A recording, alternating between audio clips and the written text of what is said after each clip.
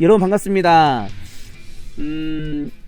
우리가 교통사고 발생하면 통상 1, 2년 내에 합의를 하죠. 길어도 2, 3년 내에 합의를 하게 됩니다. 그런데 어린아이 같은 경우는 어렸을 때 사고 발생하면 성장판에 이상이 있을 수도 있고, 또 흉터 같은 경우는 성장하면서 흉터가 더 깊어지거나 자라는 경우가 있거든요. 그래서 당시에 합의 못하고 시간이 지난 다음에 합의한 경우가 있습니다. 그래서 어렸을 때, 어릴 때 사고 났던 것을 성년이 돼서 합의한 경우가 종종 있습니다. 오늘 소개할 영상은 4살 때 식구들과 함께 택시 타고 가다가 사고를 당했는데 얼굴에 흉터가 깊어서 합의하지 않고 시간을 지켜보다가 성년이 돼서 합의를 하려고 했었는데 그 타이밍을 놓쳤던 거예요. 그리고 이제 세월이 지나서 이제는 합의 못하는구나 라고 포기하고 있었는데 우연히 저를 만나서 다시 그 사건을 살려서 합의에 이르렀던 그 사건을 소개하고자 합니다. 자, 영상 보면서 이제 말씀드리겠습니다. 4세의 교통사고 발생, 우연히 백박사 만나 29세 합의라는 주제로 보겠습니다.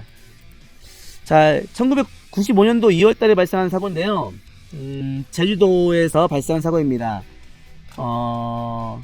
지금 비보 좌회전하고 직진 중 사고로 발생한 걸 보여지고요. 이게 택시를 타고 가던 중에 발생한 사고입니다. 그래서 택시 승객이기 때문에 사실은 택시 보험회사에서 보장을 받아야 되는데 당시에도 자동차 상해 가입되는 게 있어서 자동차 상해로 처리하다 보니까 메리츠 화재 본인의 그 가족보험으로 처리를 했던 사건입니다. 택시 공제는 시간이 이제 많이 지났으니까 그때 뭐 기록도 사실 소송하면서 찾기가 쉽지 않았던 사건이었기도 했고, 메리츠 화재도 자동차 상해이기 때문에 사실은 청구기간 소멸시효라는 게 있어서 3년을 경과하면 해줄 의무가 없긴 한데, 그리고 실무에서는 치료 과정에 있을 때에는 또 그 유도리를 좀 발휘해주긴 합니다. 그래서 치료가 끝난 지가 5년이 넘었는데도 사건을 살려가지고 메리츠 화재에서 자동차 상해로 진행했던 사건입니다. 안면부 추상반응 진단을 받았고요. 그리고 입원 24일 했고, 통원치료는 25회, 뭐 20년 이상의 통원치료 치고는 적은 횟수죠. 사실은 이제 그 큰 병원만 하고 작은 병원들은 이미 없어지거나 기록이 없어졌기 때문에 찾을 수가 없어서 큰 병원에 대한 치료 기록만 찾았을 때가 이제 이 정도 됩니다. 자, 책임의 제한. 피해자는 택시에 탑승하고 있었기 때문에 탑승 승객에 있어서 뭐 과실을 물을 수가 없겠죠. 또 어린아이고 하기 때문에요. 과실은 없는 걸로 평가를 했고요. 근데 후유장입니다. 얼굴에 이게 흉터가 있어요. 저하고 이렇게 만나서 얘기하다 보니까 흉터를 보고 이 정도면 추tam장애 되겠다 싶어서 사건을 찾게 된 건데요. 이 정도 흉터인데도 보험회사에서 합의 제한을 이제 못했던 거예요. 세월 지났고 또 미결건이라 관리가 안 됐겠죠. 이게 어렸을 때 상처인데 점점 커진 거예요. 그리고 수술을 해야 되는데 수술을 해도 이 상처가 완전히 없어지지가 않는다는 것 같아요. 피부과 전문의들 얘기를 들어보면 수술을 해도 그 예후가 좋지 않기 때문에 썩 그 권할 수 있는 상황도 아니고, 사실은 좀 안타까운 사연이긴 합니다. 제가 이제 장애를 평가하면서 메리츠 화재 보상을 청구하는데요. 장애 등급은 12급으로 평가를 하고, 그리고 국가배상법 장애 노동능력 한수율에 따라서 12급에 해당하는 15% 영구장애를 평가를 합니다. 흉터를 보면은 뭐 추상장애 15% 충분히 나오는 사건입니다. 그래서 15% 영구장애를 예상했는데 그대로 평가가 됐고요. 그리고 위자료는 그 자동차 보험 약관 기준을 해야 되기 때문에 120만원에 해당됩니다. 그리고 안면부 추상 반응, 성형병에 대해서는 770만원 정도, 성형 이외를 포함해서 평가를 했습니다. 4cm, 5cm, 총 9cm로 평가를 했습니다. 평가 이제 산출 내역은 770만원 정도 금액이 됩니다.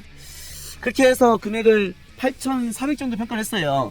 아무래도 26살인가요? 나이가 이제 젊고, 그리고 영구장애이기 때문에 65세 정년까지 장애를 평가하면 금액이 나올 수밖에 없죠. 처음에 메리츠 화재에서는 이미 미결권으로 끝났고 3년 경과해서 소멸시효 문제가 있기 때문에 지급이 안 된다고 했었는데, 여러 자문 결과 다시 사건을 살려서 메리츠 화재에서 지급을 하고, 택시공제도 이제 구상 청구를 하고 소송을 간 걸로 알고 있습니다. 택시공제 가서 얼마 받았을지 모르겠어요. 어쨌든 추단장이 인정이 돼서 파츠 사용만 청구했는데 7,900인가 이렇게 합의를 본 것 같습니다. 상당 금액 다 받았어요.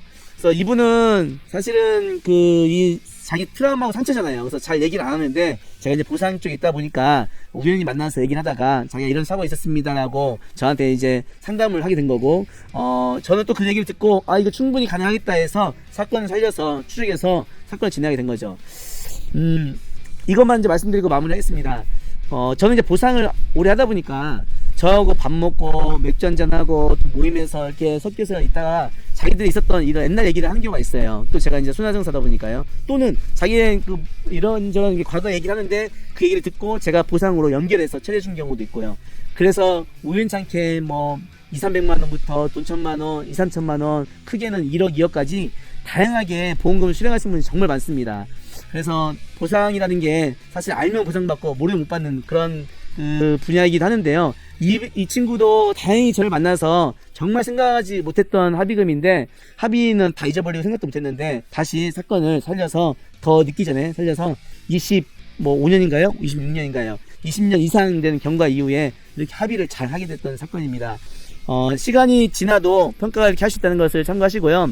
그런데 이제 참고하실 것은 3년이 경과하면 소멸시효가 있기 때문에 보험회사에서 사실 지급 의무가 없습니다.